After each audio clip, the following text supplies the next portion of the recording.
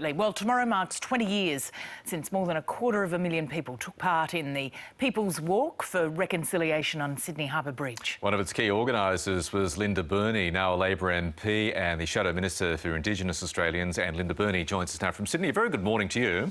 Good morning, Michael. Take us back 20 years. I believe, as one of the organisers, you got all the approvals to have the bridge open from the Road and Traffic Authority and the like, but you had fears, Linda, that, no one would turn up? It was probably one of the most remarkable days of my life and one of the most remarkable days for this country. 350,000 people crossed Sydney Harbour Bridge and hundreds of thousands of people crossed bridges right across this country, including the Story Bridge in Brisbane.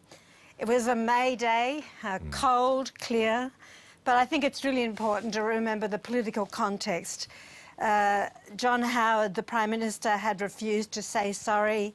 We had Hanson on the rise and the Tampa election down the track. I was terrified, as everyone else was, that there would be no people to cross the bridge.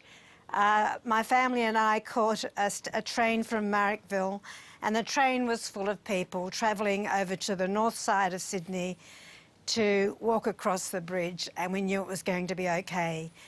What was remarkable, Michael, is that we were only supposed to keep the bridge open for 3 hours, and we had to do some very quick negotiations to keep it open for 5 hours to move the people across. In fact, some people walked across and then caught the train back to come across again because it was such a remarkable experience.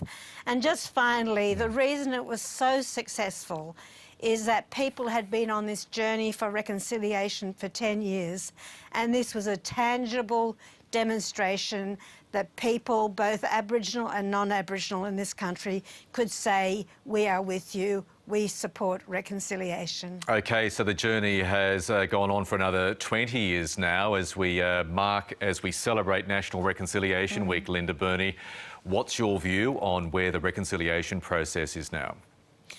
It's a mixed view, I have to say. I think that we have walked remarkable miles together in this country. We have a nation that's more informed than ever before about Indigenous issues. We see the extraordinary growth in the arts area, in the sports area, more professionals than ever before. We see Aboriginal studies as part of the school curriculum, a whole range of things. But on the other hand, there is still fundamental issues that have not been grappled with. Life expectancy, outcomes for Aboriginal children, Aboriginal people experiencing some diseases that don't even exist in the non-Aboriginal community. There is still not equity in terms of social justice.